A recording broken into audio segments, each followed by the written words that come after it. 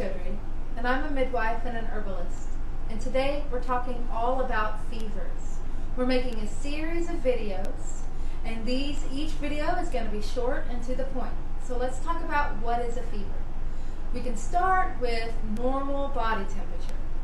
So normal body temperature ranges between 98 degrees Fahrenheit and 99 degrees Fahrenheit. And so a fever is simply an elevation of body temperature. So that means for an adult, a fever would be 99 degrees to 102 degrees Fahrenheit. For a child, that would be 99 degrees to 103 degrees Fahrenheit. And for a newborn less than 6 weeks old, 100.4 is considered a fever, and they should seek medical help. Let's talk more about fevers, because there are 3 types of fevers. There are adaptive fevers, pyrogenic fevers, and artificial fevers. So adaptive fevers come from like when you work out too much, or your hormonal cycle and your menstrual cycle when you ovulate and your temperature spikes, or you're a brand new breastfeeding mom and your milk is coming in and you have a fever, or you're a toddler and you're teething and you have a fever. None of those are infections. They're not pathogens attacking you. That's coming from within your body. So then you have pyrogenic fevers. That is from infection. That means there's a pathogen, a bacteria, a virus, a fungus, a parasite that's entered your system, and now your immune system is working on that. That's a pyrogenic fever. It's a defense against illness. And then the other one is artificial. And that means you got in a spa, a sauna, a sweat lodge, a hot tub. You have a heat lamp on you. That's an artificial. That can elevate your body temperature artificially. You're not sick.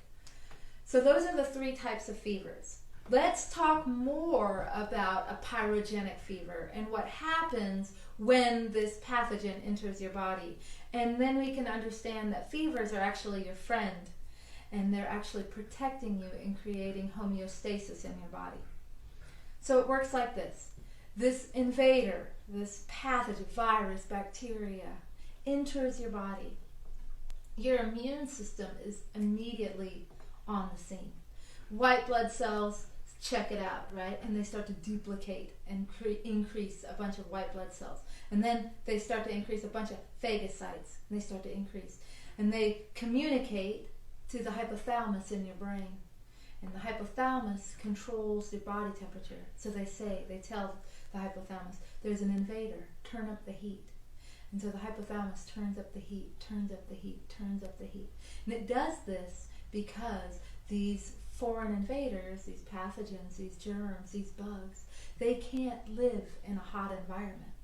So your immune system in your body is wise. So it heats up the environment. And so it makes all these invaders weak, and they start to die off.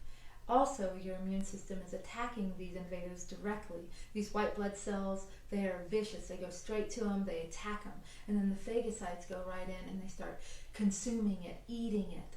And then they circulate through your blood system, they go down through your kidneys, and then you start to urinate it out, and you start to sweat it out, and you start to release all the toxins. The fever is merely a symptom of a healthy, functioning immune system.